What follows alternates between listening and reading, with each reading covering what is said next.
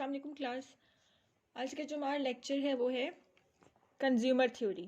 ठीक है, ये थ्योरी ऑफ कंज्यूमर बिहेवियर हम इसे कहते हैं। इसमें क्या होता है, consumer theory is the study of how people decide to spend their money based on their individual preferences and budget constraint. इसमें क्या होता है, हम कंज्यूमर बिहेवियर को स्टडी कर रहे हैं। हम आम लोगों की बिहेवियर को स्टडी कर रहे हैं कि वो किस तरह से अपनी स्पेंडिंग करते हैं, किस तरह से अपने खर्चे करते हैं अपनी गिवन इनकम से। बजट कंस्ट्रेंट का मतलब है कि उनका बजट जो है वो लिमिटेड है। ठीक है, अपने लिमिटेड इनकम में रहते हुए किस तरह से अपनी स्पेंडिंग कर रहे होते हैं। A branch of microeconomics, consumer theory shows how individuals make choices subject to how much income they have available to spend and prices of goods and services.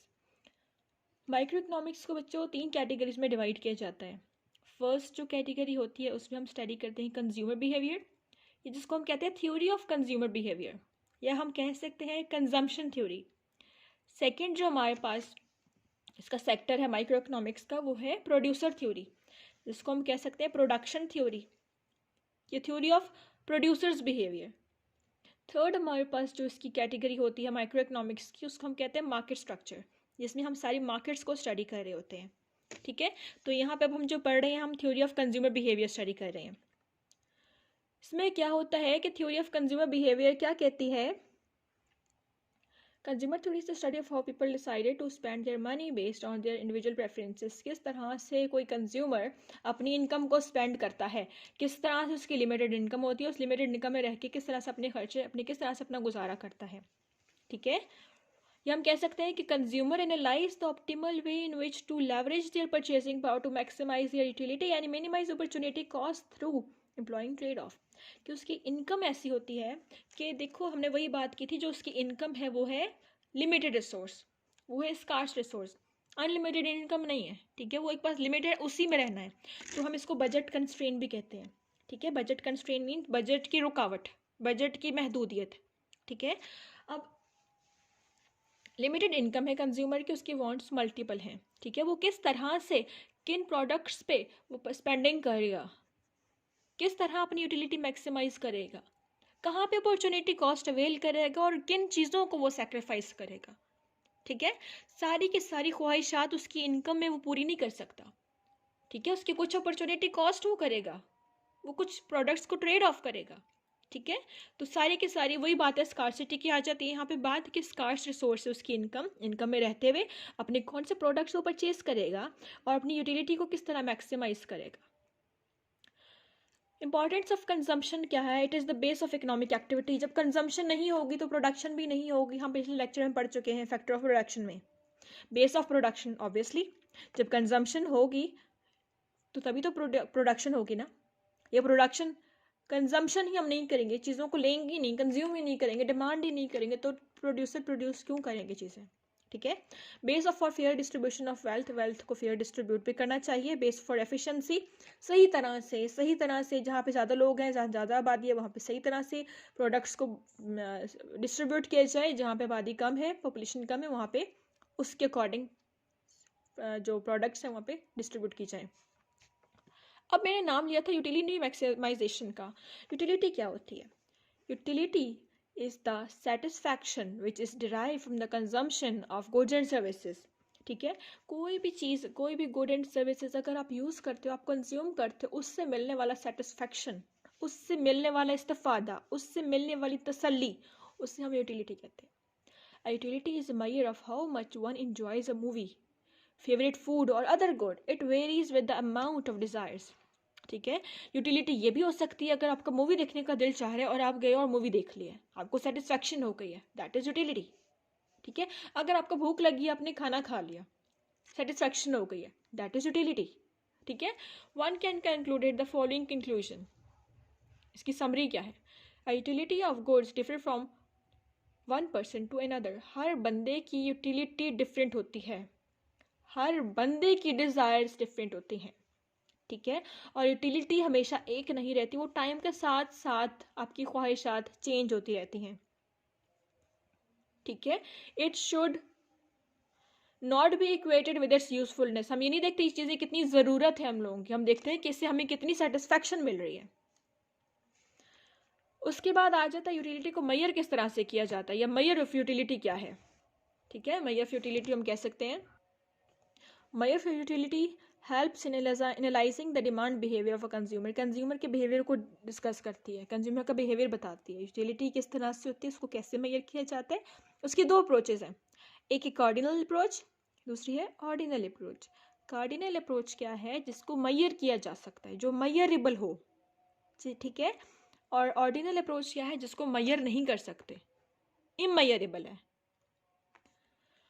अब आ जाती है जी कार्डिनल अप्रोच। कार्डिनल अप्रोच में क्या होता है कि जिसमें हम यूटिलिटी को मेजर्स कर सकते हैं नंबर्स में, ठीक है। और जब जिस तरह से हम हर यूनिट की बात करते हैं, हम वेट की बात करें तो हम केजीज के ग्राम्स की बात करते हैं, ठीक है। हम अगर लिक्विड चीज़ की बात करें तो हम उसको लीटर्स में मेजर करते हैं। इसी तरह से यूटिलिटी को हम मेजर्स करते हैं यूटिल्स में, ठीक है। हम उसको नंबर्स दे सकते हैं, क्वांटिटेटिव नंबर्स दे सकते हैं। फॉर एग्जांपल, इस प्रोडक्ट को कंज्यूम करने से मुझे 10 यूटिल्स का सेटिस्फेक्शन मिला, ठीक है। लिमिटेशंस क्या है कार्डिनल अप्रोच की, कि ये रियल वर्ल्ड में यूटिलिटी को नंबर देना थोड़ा सा मुश्किल हो जाता है, ठीक है। One can not add different type of satisfaction from different goods. हम डिफरेंट तरह की जो गुड्स की सेटिस्फेक्शन हमें मिल रही होती है, हम उन सबको डिफरेंट तरह की गुड्स को ऐड नहीं कर सकते। For measuring it is assumed that utility of consumption of one good is independent of that of another। कि हमें एक गुड से मिलने वाला जो सेटिस्फेक्शन है वो किसी दूसरे गुड पे डिपेंड नहीं कर रहा। It does not analyse the effect of change in the prices. ये प्राइसेस से भी चेंज नहीं होता, यूटिलिटी हमारी प्राइसेस पे डिपेंड नहीं कर रही होती, हमारी डिमांड डिपेंड कर रही होती है, यूटिलिटी नहीं डिपेंड करती। उसके बाद आ जाते हैं ऑर्डिनल अप्रोच। ऑर्डिनल अप्रोच वो अप्रोच है जिसमें हम यूटिलिटी को मेजर नंबर्स में नहीं करते, बल्कि यूटिलिटी को हम मेजर करते हैं उसकी रैंकिंग्स, उसकी प्रेफरेंसेस से, ठीक है। हमें जो चीज़ें पसंद है, 2 या 3 चीज़ें पसंद है, हम क्या करेंगे, उनको रैंक कर देंगे कि हमें पहले नंबर पे कौन सी चीज़ लेनी है, दूसरे नंबर पे कौन सी चीज़ लेनी है, ये हम किसको प्रेफर कर रहे हैं, ठीक है। उसके बाद आ जाता है types of utility. Types utility क्या क्या है, एक होती है इनिशियल यूटिलिटी। इनिशियल यूटिलिटी वो होती है जब कोई भी आप एक यूनिट कंज्यूम कर रहे हो किसी भी चीज़ का, उससे मिलने वाला सेटिस्फेक्शन कितना है। ऑब्वियसली जब फर्स्ट यूनिट कंज्यूम करते हो किसी भी प्रोडक्ट का, उससे मिलने वाला जो फर्स्ट इनिशियल सेटिस्फेक्शन होता है वो बहुत ज़्यादा होता है, उसको हम इनिशियल यूटिलिटी कहते हैं। मार्जिनल यूटिलिटी क्या होता है, आपने एक यूनिट कंज्यूम किया किसी प्रोडक्ट का, दूसरा यूनिट कंज्यूम किया, एक यूनिट आपने कंज्यूम किया, उससे मिलने वाला सेटिस्फेक्शन अगर 10 है, दूसरा यूनिट आपने कंज्यूम किया, उससे मिलने वाला दोनों का मिला के जो सेटिस्फेक्शन आपको मिल रहा है वो 8 है, ठीक है। या आप कह लो कि 8 नहीं, सॉरी 18 हो गया, ठीक है। इसका मतलब ये है कि चेंज कितना आया, पहले यूटिलिटी आपको 10 मिल रही थी, अब आपको यूटिलिटी दोनों को मिला के 18 मिल रही है, इसमें चेंज कितना आया, उसको हम कहते हैं मार्जिनल यूटिलिटी, ठीक है। थर्ड है पॉजिटिव यूटिलिटी, मतलब जब तक आप किसी चीज़ को कंज्यूम करते रहते हो और यूटिलिटी पॉजिटिव ही रहती है, नेगेटिव या ज़ीरो नहीं होती, उसको हम पॉजिटिव यूटिलिटी कहते हैं। फिर फोर्थ टाइप है सेटाइटी, जिसको पॉइंट ऑफ सेचुरेशन भी कहा जाता है। ऐसा पॉइंट जहाँ पे आपकी मार्जिनल यूटिलिटी जो है वो ज़ीरो हो जाती है, ये जो टोटल यूटिलिटी आपको मिल रही है किसी भी प्रोडक्ट को कंज्यूम करने से वो मैक्सिमम पहुँच जाती है, और उस पॉइंट पे जो मार्जिनल यूटिलिटी है वो ज़ीरो हो जाती है। नेगेटिव यूटिलिटी क्या होता है, अगर आप कॉन्टीन्यूसली एक प्रोडक्ट को कंज्यूम कर रहे हो, एक टाइम आएगा आपकी मार्जिनल यूटिलिटी ज़ीरो हो जाएगी, और उसके बाद फर्दर अगर किसी भी प्रोडक्ट को कंज्यूम करोगे उसके बाद आपकी नेगेटिव यूटिलिटी हो जाएगी, या हम डिस यूटिलिटी से कह सकते हैं, मतलब आपको सेटिस्फेक्शन के बजाय नुकसान होना शुरू हो जाएगा, ठीक है। टोटल यूटिलिटी क्या होती है, जितने यूटिल्स आपको मिल रहे हैं उनको ऐड करते जाएंगे, हमारे पास टोटल यूटिलिटी आ जाती है। एवरेज यूटिलिटी क्या होती है, एवरेज यूटिलिटी हम कहते हैं total utility bye it's number units को डिवाइड कर दे तो हमारे पास आ जाती है एवरेज यूटिलिटी। यहाँ पे आप देख सकते हो हमने कॉलम्स बनाए हुए हैं, यूनिट कंज्यूम, कितने यूनिट कंज्यूम कर रहे हैं, और टोटल यूटिलिटी कितनी है। लेट्स सपोज आपने एक पानी का गिलास पिया, आपको बहुत शदीद प्यास लग रही थी, हम ये एग्जांपल कर चुके हैं। अगर आपको बहुत शदीद प्यास लग रही है, आप एक यूनिट आपने एक गिलास पानी का पिया, आपको टोटल यूटिलिटी उस एक कप से मिलने वाली कितनी है, 8 टोटल यूटिलिटी मिल रही है, ठीक है। अगर आपने दूसरा यूनिट कंज्यूम किया, दूसरा गिलास पानी का पिया, उस टाइम आपको टोटल यूटिलिटी जो मिल रही है वो है 14, टोटल यूटिलिटी की बात करी हूँ, ठीक है। इसी तरह से एक यूनिट हम कंज्यूम किए जा रहे हैं, एक यूनिट एक तरह का, एक क्वालिटी का, एक क्वांटिटी का यूनिट कंज्यूम किए जा, ठीक है। इसका मतलब है जितने आप यूनिट्स कंज्यूम करते जाओगे, जितने यूनिट्स इंक्रीज होते जाएंगे, आपकी टोटल यूटिलिटी भी इंक्रीज होती जाएगी। लेकिन एक टाइम आएगा जब टोटल यूटिलिटी पे कोई फ़र्क नहीं पड़ेगा, ठीक है। और उसके बाद फर्दर अपनी यूनिट इंक्रीज करते जाओगे, आपकी टोटल यूटिलिटी डिक्रीज होना शुरू हो जाएगी। ठीक है। और मार्जिनल यूटिलिटी कैसे कैलकुलेट करते हैं? Change in total utility divided by change in units. ठीक है, हम फॉर्मूला कर चुके हैं, इसकी सेपरेट वीडियो आप लोगों को मिल चुकी है। ये न्यूमेरिक मैंने एक मैनुअल सॉल्व करके आप लोगों को भेज दिया था। तो इसमें क्या है कि आपकी यूटिलिटी किस तरह से चेंज हो रही है, 8 से पीछे तो कोई यूटिलिटी नहीं मिल रही तो वो 8 ही रहेगा, या फिर डैश डाल दीजिएगा इसकी जगह। ठीक है।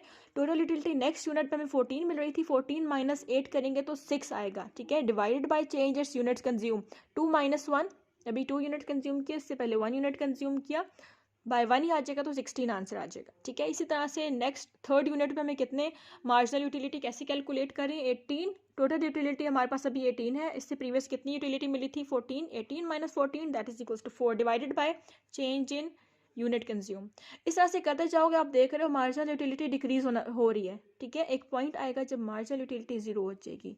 फर्दर आप किसी प्रोडक्ट को कंज्यूम करोगे तो -2 का मतलब है नेगेटिव यूटिलिटी आ गई। अब 0 पॉइंट का मतलब था ये पॉइंट ऑफ सेटाइटी था, ये सेचुरेशन पॉइंट था। इस पॉइंट पे अब टोटल यूटिलिटी मैक्सिमम है। ठीक है। इससे ऊपर जितने भी यूटिलिटी आप देख रहे हो ये पॉजिटिव यूटिलिटी है। और जो फर्स्ट 8 यूटिलिटी है ये कौन सी टाइप यहाँ पे है? ये इनिशियल यूटिलिटी है। और उसके बाद आप -2